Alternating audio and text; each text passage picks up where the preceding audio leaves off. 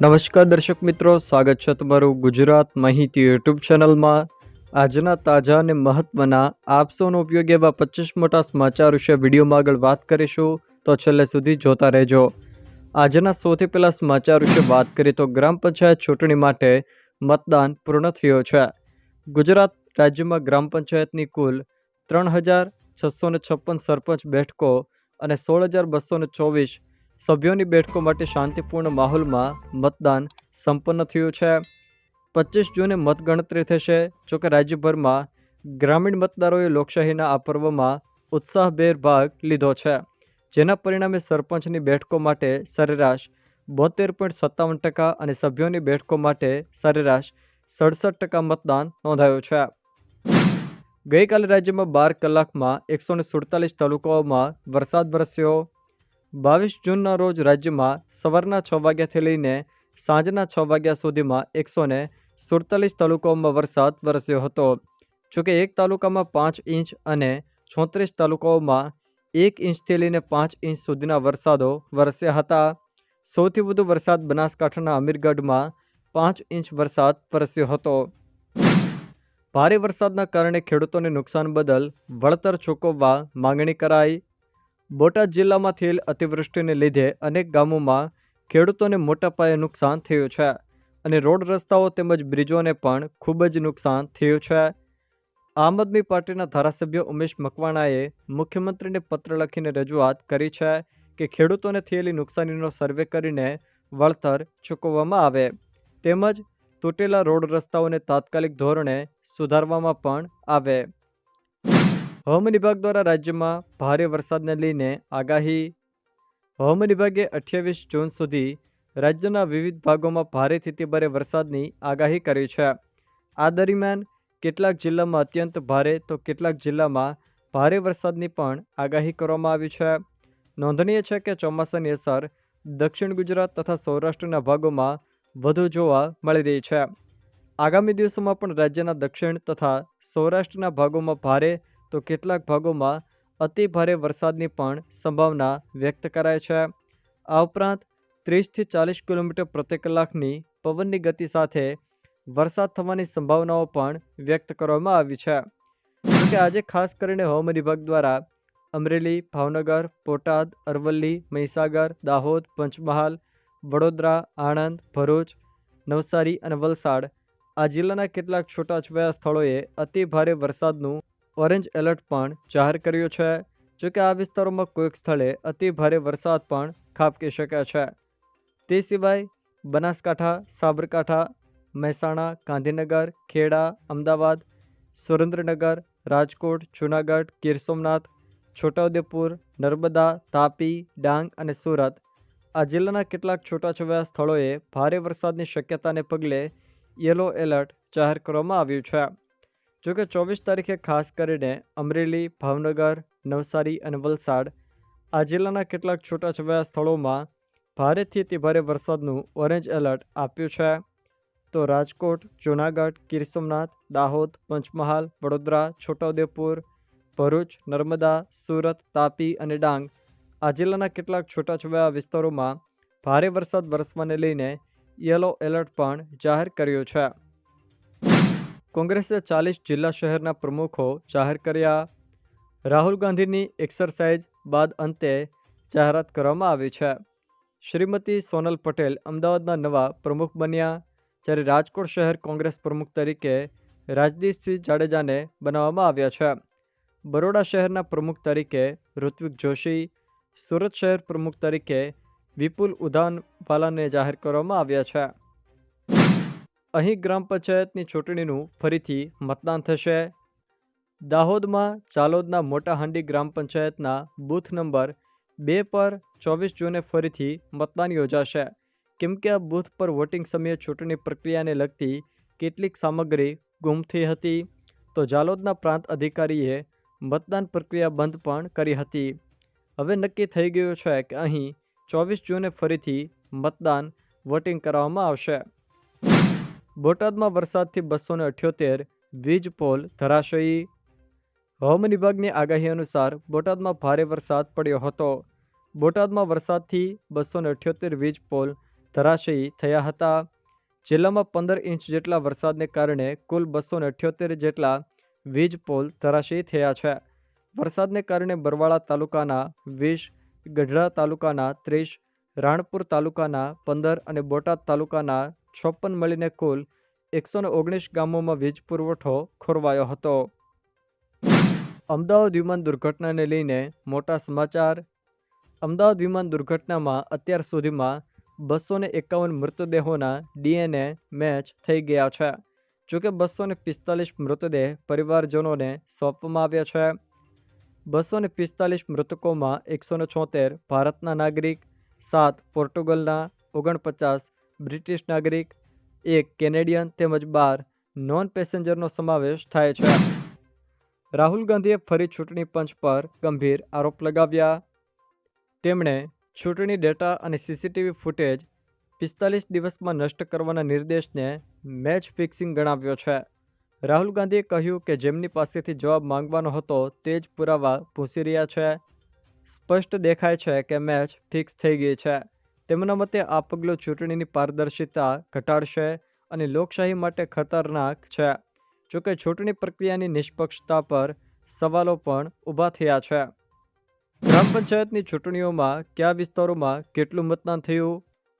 અમદાવાદ જિલ્લાની વાત કરીએ તો અમદાવાદ જિલ્લામાં સરપંચની 43 બેઠકો માટે 71.92% અને સભ્યોની 145 બેઠકો માટે 69.92% મતદાન થયું છે. જ્યારે અમરેલી જિલ્લામાં સરપંચની 74 બેઠકો માટે 70.41% અને સભ્યોની 437 બેઠકો માટે 70.53% મતદાન નોંધાયું છે. આણંદ જિલ્લામાં સરપંચની 139 બેઠકો માટે 70.45% અને સભ્યોની 569 બેઠકો માટે 68.03% મતદાન થયું છે. અરવલ્લી જિલ્લામાં સરપંચની 125 બેઠકો માટે 75.71% અને સભ્યોની 371 બેઠકો માટે 72.96% મતદાન થયું છે. બનાસકાંઠા જિલ્લામાં રાજ્યમાં સૌથી વધુ મતદાન નોંધાયું છે. જ્યાં સરપંચની 298 બેઠકો માટે 80.79% અને સભ્યોની 691 બેઠકો માટે 78.68% મતદાન થયું છે. ભરૂચ જિલ્લામાં સરપંચની 45 બેઠકો માટે 61.13% મતદાન થયું છે. તો સભ્યોની 273 બેઠકો માટે 60.38% મતદાન નોંધાયું છે. ભાવનગર જિલ્લામાં સરપંચની 215 બેઠકો માટે 67.74% મતદાન થયું છે. તો સભ્યોની 1335 બેઠકો માટે 60.50% મતદાન નોંધાયું છે.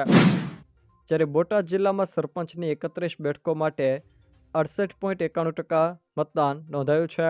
જ્યારે સભ્યોની 186 બેઠકો માટે 71.04% મતદાન થયું છે. છોટાઉદેપુર જિલ્લામાં સરપંચની 117 બેઠકો માટે 69.84% અને સભ્યોની 685 બેઠકો માટે 67.97% મતદાન થયું છે. દેવભૂમિ દ્વારકા જિલ્લામાં સરપંચની 66 બેઠકો માટે 73.14% અને સભ્યોની 321 બેઠકો માટે 72.67% મતદાન નોંધાયું છે. તો દાહોદ જિલ્લામાં સરપંચની 262 બેઠકો માટે 73.98%, જ્યારે સભ્યોની 1187 બેઠકો માટે 43.79% મતદાન નોંધાયું છે, જે અન્ય જિલ્લાઓ કરતાં ઓછું છે. ગાંધીનગર જિલ્લામાં સરપંચની 84 બેઠકો માટે 71.11% અને સભ્યોની 344 બેઠકો માટે 71.67% મતદાન થયું છે. તો ગીર સોમનાથ જિલ્લામાં સરપંચની 46 બેઠકો માટે 72.52% અને સભ્યોની 312 બેઠકો માટે 70.40% મતદાન થયું છે. જામનગર જિલ્લામાં સરપંચની 174 બેઠકો માટે 71.87% અને સભ્યોની 852 બેઠકો માટે 73.69% મતદાન થયું છે. જ્યારે જૂનાગઢ જિલ્લામાં સરપંચની 59 બેઠકો માટે 67.74% અને સભ્યોની 314 બેઠકો માટે 68.24% મતદાન નોંધાયું છે. કચ્છ જિલ્લામાં સરપંચની 111 બેઠકો માટે 70.23% અને સભ્યોની 606 બેઠકો માટે 70.68% મતદાન થયું છે. ખેડા જિલ્લામાં સરપંચની 84 બેઠકો માટે 72.78% અને સભ્યોની 248 બેઠકો માટે 72.67% મતદાન નોંધાયું છે. આમ ગુજરાતમાં અલગ અલગ ગ્રામ પંચાયત બેઠકો પર આ રીતે ટકાવારીમાં મતદાન નોંધાયું છે. ખેડૂતોને 2000 રૂપિયાના હપ્તાને લઈને મોટા સમાચાર. પીએમ કિસાન યોજના ભારતભરમાં ખેડૂતોને વર્ષે 6000 રૂપિયા 2000ના 3 હપ્તામાં નાણાકીય સહાય પૂરી પાડે છે. ફેબ્રુઆરી 2025માં 19મો હપ્તો આપવામાં આવ્યો હતો. ત્યારથી ખેડૂતો 20મા હપ્તાની આતુરતાથી રાહ જોઈ રહ્યા છે. મીડિયા અહેવાલો અનુસાર પીએમ કિસાન સન્માન નિધિ યોજનાનો 20મો હપ્તો જૂન મહિનાના છેલ્લા અઠવાડિયામાં અથવા તો જુલાઈ મહિનાની શરૂઆતમાં ખેડૂતોના ખાતામાં જમા થવાની અપેક્ષા છે. જોકે સરકાર તરફથી હજુ સુધી કોઈ તેને લઈને સત્તાવાર પુષ્ટિ કરવામાં આવી નથી. એ સિવાય જો મિત્રો વાત કરવામાં આવે તો આ ખેડૂતોને 2000 રૂપિયાનો હપ્તાનો લાભ નહીં મળે. કિસાન સન્માન નિધિ યોજના હેઠળ કરેલી અરજીમાં કોઈ ભૂલ કરી હોય, જેમ કે નામ, જન્મ તારીખ અથવા તો લિંગ વિશે ખોટી માહિતી આપી હોય તો પણ તમને હપ્તો મળશે નહીં. કેન્દ્ર સરકાર સમયાંતરે લાભાર્થીઓની યાદીની સમીક્ષા કરે છે. જો કોઈ કારણોસર તમારું નામ યાદીમાંથી કાઢી નાખવામાં આવે છે તો તમારા ખાતામાં પૈસા આવશે નહીં. ઈ-કેવાયસી પૂર્ણ કરવાની સાથે બેંક ખાતાને આધાર કાર્ડ સાથે લિંક કરવું પણ જરૂરી છે. નહીંતર પીએમ કિસાન સન્માન નિધિ યોજનાનો 2000 રૂપિયાનો 20મો હપ્તો ખાતામાં જમા થશે નહીં. સ્ટેટ બેંક ઓફ ઇન્ડિયાના બેંક ખાતા ધારકો માટે મહત્વનો નિર્ણય. સ્ટેટ બેંક ઓફ ઇન્ડિયા દ્વારા તાજેતરના સુધારા પછી અમૃત વૃષ્ટિ યોજના હેઠળ વ્યાજદરમાં 25 બેસિસ પોઈન્ટનો ઘટાડો કરવામાં આવ્યો છે. સામાન્ય નાગરિકો માટે વ્યાજદર હવે 444 દિવસના સમયગાળા માટે વાર્ષિક 6.6% છે, જ્યારે પહેલાં તે વાર્ષિક 6.85% હતો. નવો દર 15 જૂન 2025થી અમલમાં આવ્યો છે. જોકે હવે વરિષ્ઠ નાગરિકોને આઈએફડી યોજનામાં વાર્ષિક 7.10% વ્યાજદર મળશે, જ્યારે સુપર વરિષ્ઠ નાગરિકોને હવે 7.20% વાર્ષિક વ્યાજદર આપવામાં આવશે. પ્રાકૃતિક ખેતી માટે 2 દેશી ગાયની ખરીદી માટે સહાય યોજનાની જાહેરાત. પ્રાકૃતિક ખેતી માટે સ્થાનિક ઓલાદની 2 ગાયોની ખરીદી માટે યોજના હેઠળ સહાય મળવાપાત્ર છે, જેમાં બેંક દ્વારા નિયત કરેલ ધિરાણ અથવા તો નાબાર્ડ દ્વારા નિયુક્ત થયેલ યુનિટ કોસ્ટ બંનેમાંથી જે ઓછી રકમ હોય તેના 35% લેખે 2 ગાય ખરીદવા માટે મહત્તમ 28,000 રૂપિયાની સહાય મળવાપાત્ર છે. જેમાં આત્મા કચેરી દ્વારા આપવામાં આવતી પ્રાકૃતિક કૃષિની તાલીમ લીધેલી સામાન્ય જાતિ, અનુસૂચિત જાતિ તથા અનુસૂચિત જનજાતિના લોકો આ યોજનાનો લાભ મેળવી શકશે. જોકે પ્રાકૃતિક ખેતી માટે સ્થાનિક ઓલાદની 2 ગાયોની ખરીદી માટે યોજના હેઠળ સહાય આપવામાં આવે છે. તેને લઈને હાલ આઈ ખેડૂત પોર્ટલ ઉપર ફોર્મ ભરાવાના પણ શરૂ છે. જોકે યોજનાનો લાભ મેળવવા માટે આઈ ખેડૂત પોર્ટલ ઉપર ઓનલાઈન અરજી કરવાની રહેશે. આ યોજના માટે આઈ ખેડૂત પોર્ટલ તારીખ 16/6/2025થી શરૂ કરવામાં આવ્યું છે. ગુજરાતમાં 751 ગ્રામ પંચાયતો બિનહરીફ જાહેર. ગુજરાતમાં ગ્રામ પંચાયતોની ચૂંટણી માટેનું મતદાન પૂર્ણ થયું છે.